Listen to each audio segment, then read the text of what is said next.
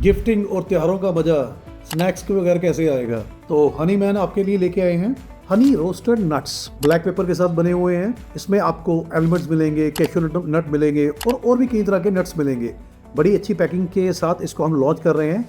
इसके साथ जिसको अभी सुपर फूड माना जा रहा है वो है मखाना। मखाना बिहार से निकलता है, बिहार का एक फेमस प्रोडक्ट है जो इस समय पूरी दुनिया में एक्सपोर्ट हो रहा है। हम भी इसको एक्सपोर्ट कर रहे हैं, पर उसको एक अलग फ्लेवर के साथ, एक अलग पैकेजिंग के साथ हम गिफ्ट एक्सपो में लेके आ रहे हैं ताकि आपकी वो गिफ्टिंग की नीड को भी पूरा कर सके।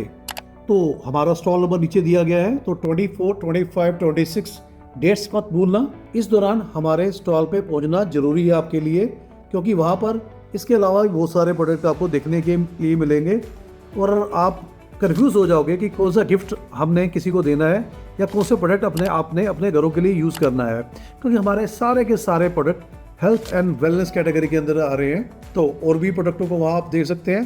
Please visit there. Thank you.